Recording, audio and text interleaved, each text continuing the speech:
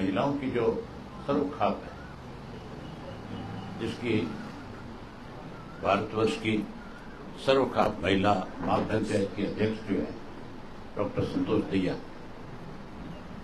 और उनकी जो अलग अलग सारी पदाधिकारी जो है,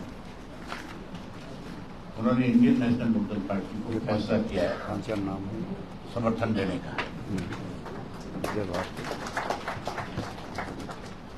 जिनमें विजय भारती कुरुक्षेत्र की अध्यक्ष है विजय भारती जी, करनाल के अध्यक्ष है दलजीत संधू जी, और शाहबाद की रूबी हुड्डा है, कुरुक्षेत्र की सरोज और डॉक्टर निर्मला चौधरी जिला अध्यक्ष है अपने रोहतक की, और जिला की रोहतक की उपाध्यक्ष है रोशनी देवी जी, और उषा हुड्डा जी। ये सारी साथ है इनकी, और आज इन्होंने ये फैसला किया कि हम इंडियन नेशनल लोकदल पार्टी के न केवल अपना इन्होंने हमें समर्थन प्रदान किए, बल्कि पूरे जोर से पूरे प्रदेश भर में जहां जहां हमारे प्रत्याशी चुनाव लड़ेंगे, इनका महिला का जो संगठन है वो हमारे साथ कंधे से कंधा मिला करके चलेगा और इस चुनाव में एक अहम भूमिका निभाने का काम करेगा। इसी तरह कुरुक्षेत्र और कैथल जिले के भूतपूर्व सैनिकों की जो वेलफेयर एसोसिएशन बनी हुई है, उनके भी दोनों के अध्यक्ष आए हुए हैं, और उन्होंने भी ये फैसला किया है कि हम इंडियन नेशनल लोकदल पार्टी को पूर्ण रूप से सपोर्ट करने का काम करेंगे, क्योंकि इंडियन नेशनल लोकदल पार्टी लगातार जय जवान और जय किसान के नारे को बुलंद करती है, और हमने जहां किसानों के इश्यूज के ऊपर पार्टी की तरफ से खुल करके उस किसान आंदोलन का समर्थन किया, उस किसान आंदोलन को ताकत देने की काम करी, वहीं हमने 13 महीने से लगातार जहां भूतपूर्व सैनिकों का आंदोलन भी दिल्ली में चल रहे हैं, उसको भी हमने हमेशा समर्थन दिया। और पहले भी वन पेंशन को लेकर के जो आंदोलन शुरू किया गया था, मैं अनेक बार उस आंदोलन का हिस्सा बना, अनेक बार उनके बीच में जाकर के आया था।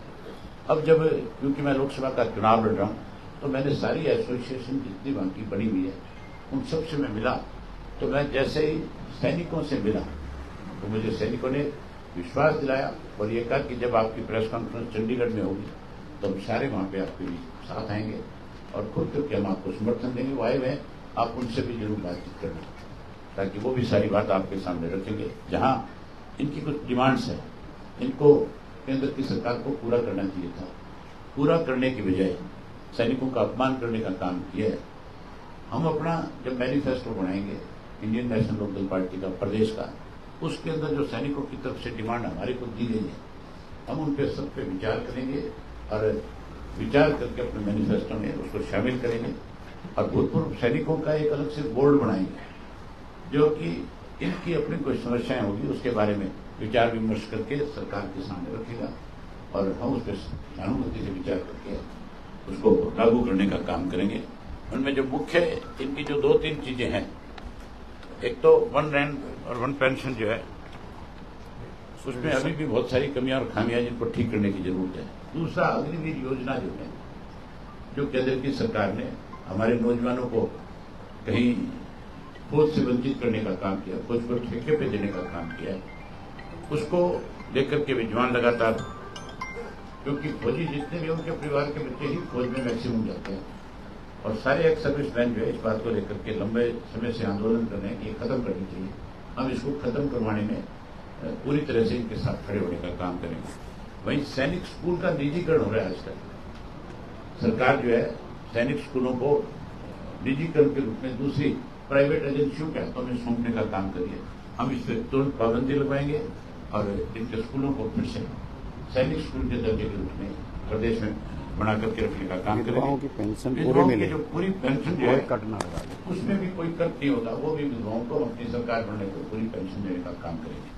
ये मेन 4-5 जो डिमांड्स है, हम इन सब पे ध्यान रखेंगे और इन सबको आगे बढ़ाने का काम करेंगे। भाई मैं अब माजरा जी से दूंगा, आज हमने फैसला किया था, मैंने आपको पिछली प्रेस कॉन्फ्रेंस में बताया था, आज हम अपनी पार्टी की तरफ से 3 अलग अलग लोकसभा क्षेत्रों से प्रत्याशी जो है वो उनके नाम का आपके सामने अभी माजरा जी बताएंगे कि कहां कहां से किस किस को चुनाव लड़ाने, और जिन प्रत्याशियों को लड़ा रहे हैं उन प्रत्याशियों का मतलब अपने अपने फील्ड में किस किस तरह की उपलब्धियां उनकी रही है, वो बहुत बड़ी बात होती है कि हमने जितने भी प्रत्याशी अपने खड़े किए हैं उन सबको विशेष रूप से इस बात का ध्यान रखा है कि उनका अपने समाज में, प्रदेश में और उसके साथ साथ देश के अंदर भी उन्होंने अपने कीर्तिमान जहां स्थापित किए हैं, जिनका नाम रहा है।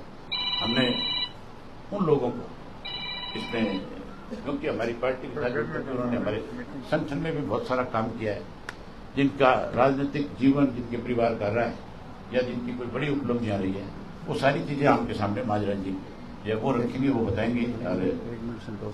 आज हम उन सबको अपनी तरफ से विधिवत रूप से उनकी 3 प्रत्याशियों की आज घोषणा करेंगे। बाकी शेष 4 जो है वो हम 26 तारीख के बाद उनके नामों को, नाम हमने आपस में बैठ करके तकरीबन तय किया। कुछ राजनीतिक मजबूरियों की वजह से हम इसको थोड़ा डिले कर रहे हैं।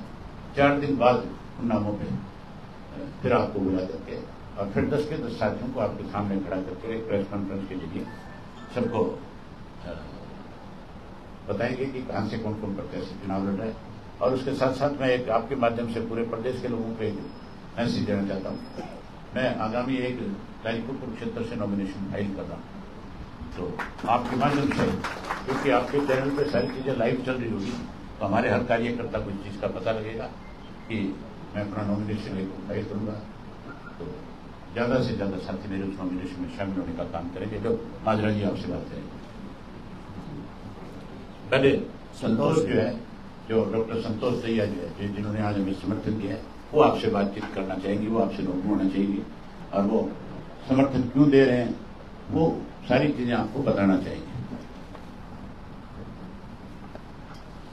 धन्यवाद भाई साहब। मंच पर आसीन सभी पार्टी के पदाधिकारीगण, पत्रकार साथियों, सबसे पहले तो मैं आप सबका धन्यवाद करती हूँ, सबको नमस्कार करती हूँ। आपने देखा होगा कि महिलाएं, आज जो हालात हैं महिलाओं के, आपके दिमाग में एक चीज चल रही होगी कि हम समर्थन क्यों देना चाहते हैं। समर्थन देने के कई कारण हैं, उनमें से जो मुख्य कारण है वो केवल आपको मैं बताना चाहूंगी। सबसे पहला है किसान आंदोलन। 13 महीने तक आंदोलन चला, 700 से ज्यादा लोग शहीद हुए और माननीय प्रधानमंत्री जी ने एक शब्द तक नहीं बोला। उनको आश्वासन दिया कि आप आंदोलन खत्म कर दीजिए, हम जो है आपकी मांगे पूरी करते हैं, और किसानों ने आंदोलन अपना खत्म कर दिया। लेकिन उसके बाद हुआ क्या? केवल धोखा उनको मिला। प्रधानमंत्री जी ने उनकी कोई बात नहीं मानी। एमएसपी सबसे बड़ा मुद्दा है, वो नहीं माना गया। दोबारा से जब किसान बैठे तो उससे कहीं ज्यादा जाति सरकार की तरफ से की गई। आप देखिए, ड्रोन से इस तरह से हमले किए जा रहे थे जैसे ये कोई आतंकवादी है। धरती पुत्र के साथ ये अन्याय किसी भी सूरत में एक किसान की बेटी बर्दाश्त नहीं कर सकती। और हमने ये निर्णय लिया कि जिस तरह से इन किसानों के ऊपर गोलियां बरसाई जा रही हैं, बैरिकेड्स तो लगाई गई, लेकिन उससे ज्यादा इन्होंने जो ड्रोन से हमले किए हैं और सड़कों पे एक आम नागरिक के लिए सड़क का रोकना, सड़क के ऊपर दीवार खड़ी करना, सबसे दुखद और सबसे चिंताजनक विषय है। क्योंकि ये लोकतंत्र है। दिल्ली किसी के बाप की पनौती नहीं है, दिल्ली हर नागरिक की दिल्ली है, कोई भी वहां जा सकता है, लेकिन उनको रोका गया।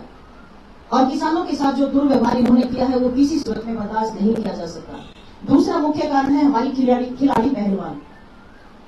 हमारे प्रदेश की बेटियां जो विश्व में इस झंडे का मान बढ़ाती हैं, देश का नाम रोशन करती हैं, उन बेटियों के साथ जो व्यवहार दिल्ली पुलिस के द्वारा किया गया, जो सेंट्रल गवर्नमेंट के द्वारा किया गया, वो किसी भी सूरत में किसी के गले नहीं उतर सकता, क्योंकि वो कॉमन लड़कियां नहीं थी।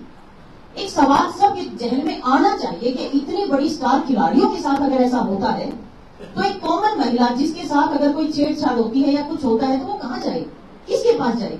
उन्होंने प्रधानमंत्री जी को भी पत्र लिखा, खेल मंत्री जी को भी पत्र लिखा, गृह मंत्री जी को भी लिखा, जितनी महिला सांसद उन सबको भी पत्र लिखा। उन बेटियों की किसी ने नहीं सुनी और किस तरह से उनको सड़कों पे घसीटा गया, किस तरह से उनके साथ व्यवहार किया गया, ये किसी सूरत में, मैं भी इस देश की बेटी हूं, मैं किसी सूरत में बर्दाश्त नहीं कर सकती। दूसरा ये मुख्य बड़ा कारण है। तीसरा, हरियाणा की संदीप सिंह जो स्पोर्ट्स मिनिस्टर रहे, आपने देखा होगा कि खिलाड़ी रही हैं, कोच हैं, उनके साथ जो व्यवहार किया, उसके बाद हरियाणा के मुख्यमंत्री ये कहते हैं कि कोई कार्रवाई नहीं होगी। इससे बड़ा दुख क्या हो सकता है? क्योंकि मुख्यमंत्री किसी के घर से नहीं है, मुख्यमंत्री लोगों के द्वारा, आप लोगों के द्वारा बनाए गए हैं, और वो मुख्यमंत्री ये कहते हैं कोई इंक्वायरी नहीं होगी, कुछ नहीं होगा, कोई मंत्री पद उनका नहीं जाएगा, तो देखिए ना क्या होगा, कहां जाएंगे बेटियां। ये तीसरा बड़ा मुख्य कारण है। और सीधी सी बात है, महंगाई तो आसमान छू ही रही है। ये महिलाएं सारी की सारी क्यों आई हैं? क्योंकि इनके घर की रसोई नहीं चलती, गैस का सिलेंडर इनके घर में खाली है, गोसे और लकड़ियों से ये काम चला रही है। आज हालात महंगाई के कारण इतने ज्यादा हैं, बेरोजगारी का आलम इतना है कि हमारे हरियाणा के पहलवानों को, हरियाणा के खिलाड़ियों को, हरियाणा के नौजवानों को ये कहा जाता तुम इजराइल जाओ। 550 से ज्यादा हमारे यूथ को इजराइल में भेज दिया गया है। वहां पर युद्ध चल रहा है। किसके बेटे मर रहे हैं? आपके बेटे मर रहे हैं। मरने के लिए उन्हें इजराइल भेज दिया। ये यहां पर रोजगार क्यों नहीं दे सकते? क्या हमारा युवा इजराइल जाने के लिए रह गया, उनकी रक्षा करने के लिए रह गया?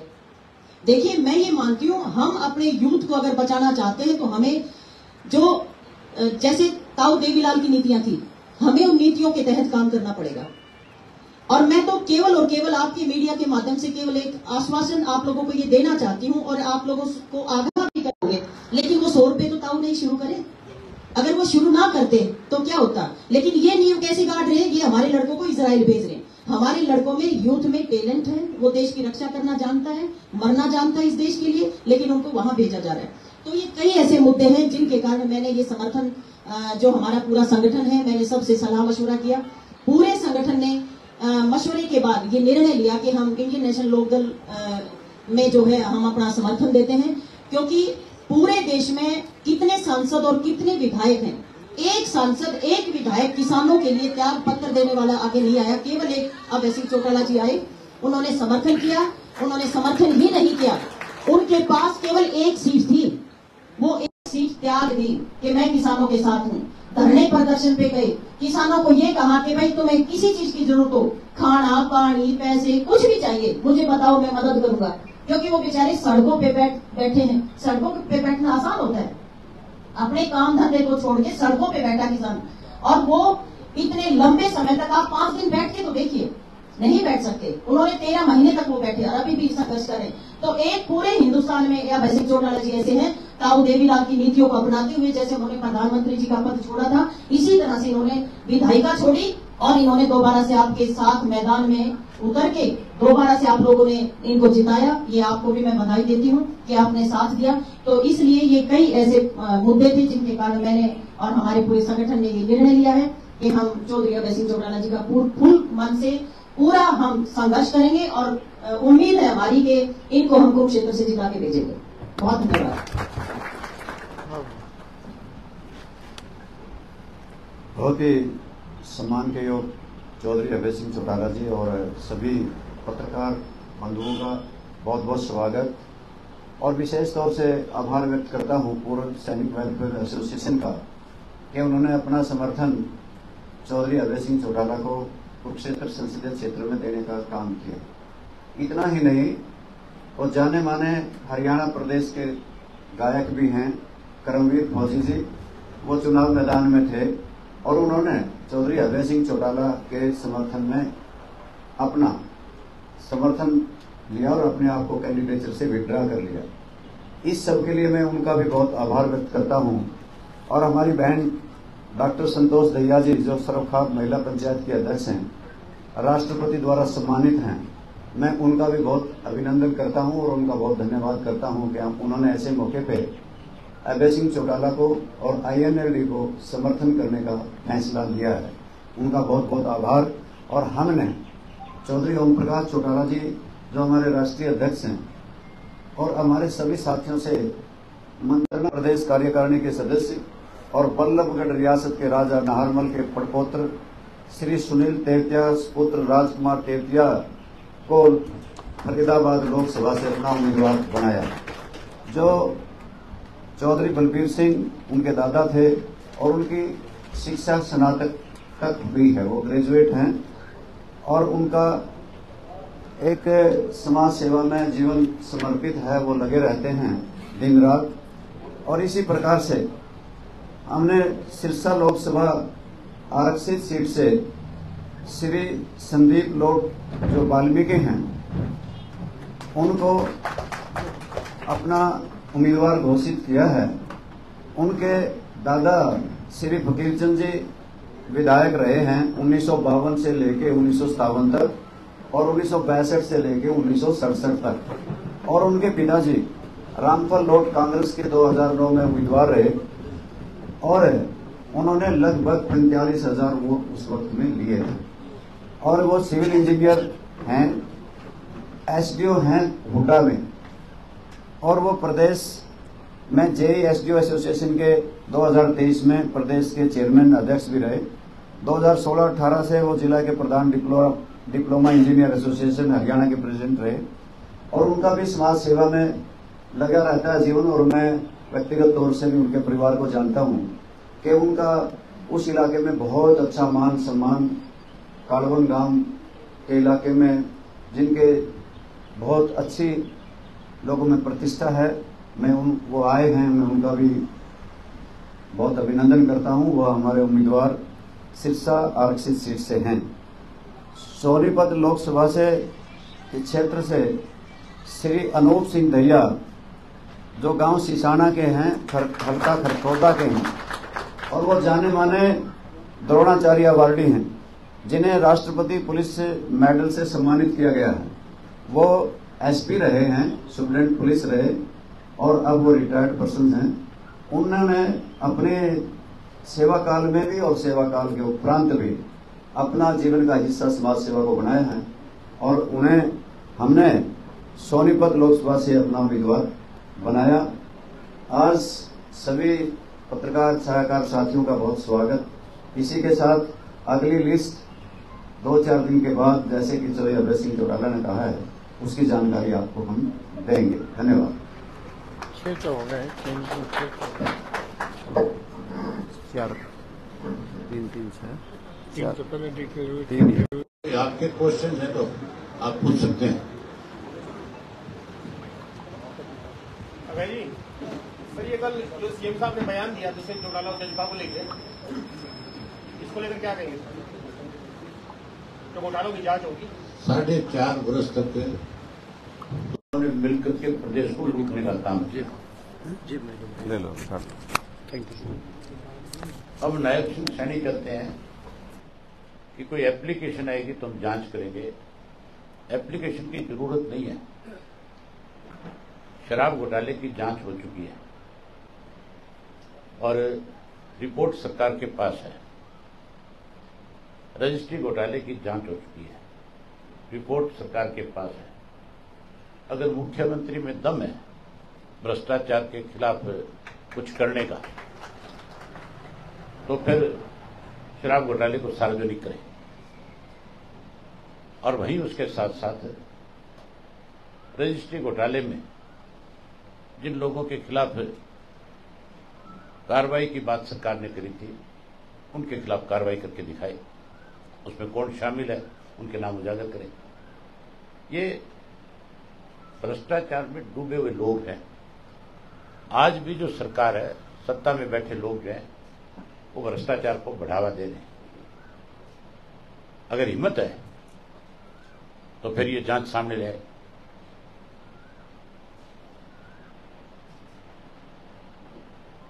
सर, आप आज भी भ्रष्टाचार को बढ़ावा दे रहे हैं, क्या तथ्य है आपके पास?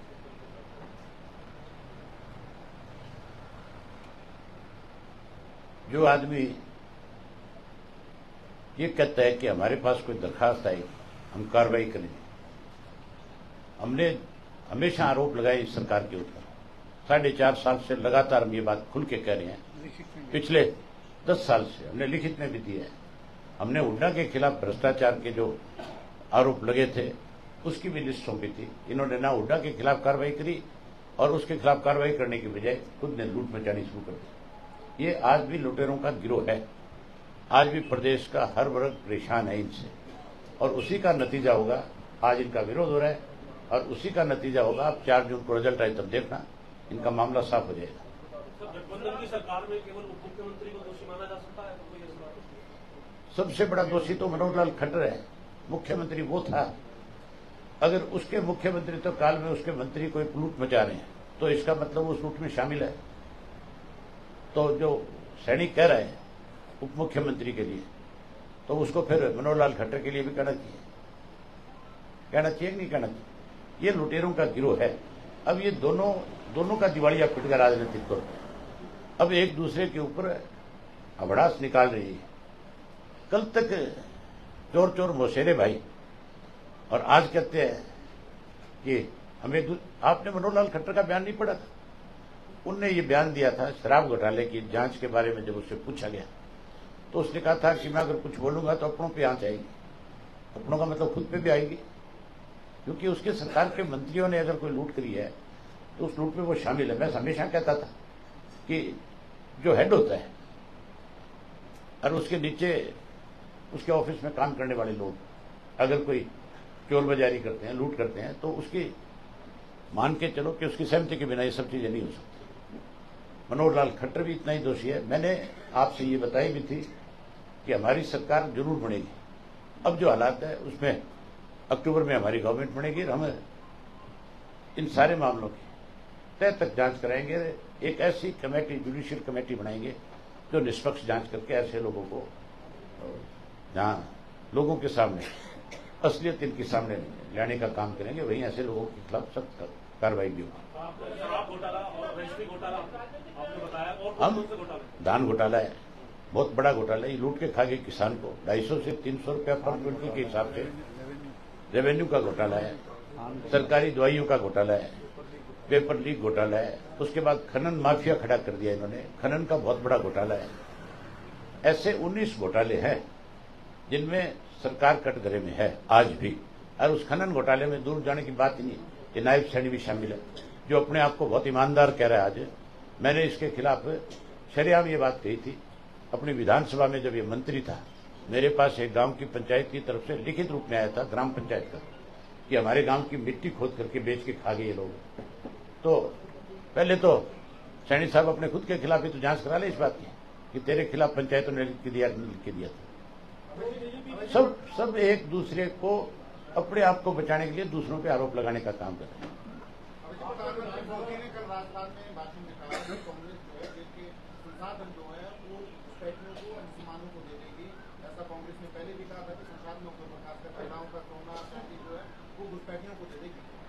देश के प्रधानमंत्री के मुंह से ये बातें शोभा नहीं देती कि वो इस तरह की बात कहे। मैं कोई कांग्रेस के पक्ष में नहीं हूं, लेकिन कांग्रेस ने लंबे समय तक इस देश में राज किया है। कांग्रेस ने इस देश को बहुत कुछ दिया भी है। इस तरह के छोटे आरोप, छोटी बात करना प्रधानमंत्री के मुंह से शोभा नहीं देता। ये राजनीतिक लड़ाई है, देश को कमजोर करने की नहीं। राजनीतिक लड़ाई लड़ो। राजनीतिक तौर पे भाजपा दिवालिया हो चुकी है।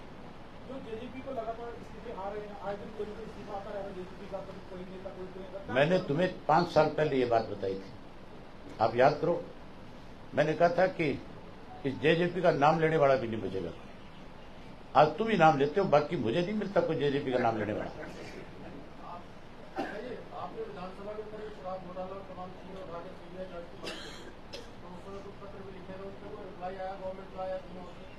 कितनी दफा मैंने विधानसभा में इनको, अभी पिछली विधानसभा के सेशन में भी ये बात उठाई थी कि नहीं उठाई थी मैंने, जब एक नया घोटाला करने जा रहे थे 600 करोड़ का शराब में कांच की बोतलों को लेकर, तब भी मैंने ये बात मुख्यमंत्री के सामने रखी थी। मैं कहा ये नया घोटाला होगा, उससे पहले वाले को रिपोर्ट पेश कर। लेकिन रिपोर्ट पेश करे कैसे, उसमें मुख्यमंत्री खुद फंसते हैं, बचते नहीं थे। भाजपा के प्रत्याशियों का विरोध हो रहा है अपने क्षेत्रों में, उस पर क्या? इन्होंने बहुत अच्छे काम किए ना, जो इनको शाबाशी मिलेगी।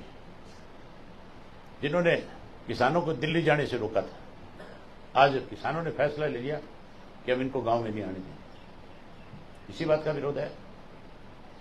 और इतने चुनाव लड़ने वाले बेचारे बीजेपी वाले इतने दुखी हो गए कि भूल जाते हैं कि हम किससे बात कर रहे हैं। उनकी बात का जवाब देने की बजाय उनके साथ झगड़ा करना शुरू कर देते हैं। इसलिए मैं कह रहा हूं कि जब 4 तारीख को नतीजे आएंगे तो भाजपा का हरियाणा से सुपड़ा साफ हो जाएगा। तो भाजपा 400 पार कह रही है, ये 200 पार भी नहीं कर पाएंगे। ये तो 75 पार भी कहते थे ना, 40 पार भी नहीं कर पाए। 75 की कहते थे, 40 पार नहीं कर पाए। पीछे नारा था कि नहीं था प्रदेश में इनका?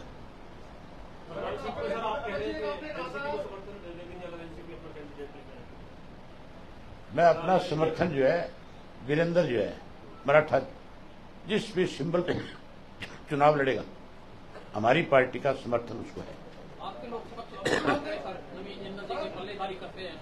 अरे कमाल की बात नहीं होगी, जो आदमी बेचारा हेलीकॉप्टर में घूमता था, जो आदमी हवाई जहाज में घूमता था, जो विदेशों में 1 महीने में 20 दिन रहता है, इस भारतीय जनता पार्टी ने उसको पल्लेदार बना दिया। चाय नहीं बेच रहा, गेहूं भी काट रहा था। मतलब ये अपने आप को किसानों का विदेशी होने का ढोंग करते हैं। जब आंदोलन चल रहा था किसानों का, जब कोरोना काल था, तब ये दोनों व्यक्ति कहीं नजर नहीं आए। सुशील गुप्ता राज्यसभा का 5 वर्ष मेंबर रहा, 2014 में क्या कहा? उस एक भी 5 वर्ष के कार्यकाल में एक दिन भी कभी किसान की बात नहीं करी, एक शब्द नहीं बोला। दूसरा, 2014 में हमारे देश के प्रधानमंत्री नरेंद्र मोदी जी कुरुक्षेत्र में आए थे और कुरुक्षेत्र के अंदर उन्होंने अपने भाषण में ये बात कही, आज भी सोशल मीडिया पे ऑडियो वीडियो चल रहा है। उन्होंने ये कहा था कि मैंने तिजोरी में पैसे देखे हैं, सोना चांदी देखा है, गहने देखे हैं, लेकिन एक तिजोरी ऐसी भी है जिसमें 40,000 करोड़ का कोयला है। और ये कहा था मैं इस कोयला चोर को, अगर मेरी सरकार बनी तो इसकी इंक्वायरी कराऊंगा, हम इनको बख्शेंगे नहीं, हम इनको जेल की सलाखों के पीछे भेजेंगे। जिसको कोयला चोर का आज उसके टिकट देकर के बीजेपी का और चुनाव मैदान में भेजा है। अब कौन सच्चा है और कौन झूठा है, इससे आप अंदाजा लगा सकते हो। अगर प्रधानमंत्री कहता है कि मेरा आरोप ठीक था, तो फिर भारतीय जनता पार्टी का दिवालिया पिट गया, चोर उच्चकों को टिकट देकर के आज चुनाव मैदान में खड़ा कर दें। और अगर नवीन जिंदल जो ये कहता था मेरे ऊपर आरोप गलत लगाए हैं, तो फिर उसका भी दिवालिया पिट गया कि जिन्होंने उसके ऊपर इतने बड़े आरोप लगाए आज उन्हीं के पैरों में पड़े। पता नहीं इन्होंने कौन सी ऐसी वॉशिंग मशीन रखी है जिसमें इस तरह के घपले घोटाले करने वाले लोगों को डालते हैं। उसमें गंगा जल है या कोई और जल गुजरात से ला रखा है, उसमें से निकालते हैं। कोयला चोर को कहते हैं कोहिनूर बना दिया गया। कुरुक्षेत्र के लोगों का फैसला है, राख बना करके भेजेंगे।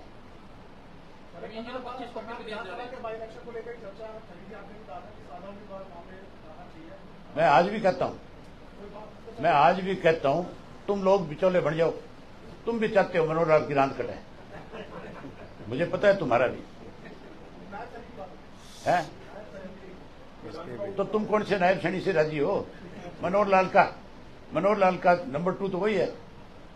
आपने पढ़ी नहीं मनोहर लाल जी की खबर? उन्होंने कहा मुझे 2 दिन लग गए इसको बनाने में नायब सैनी को।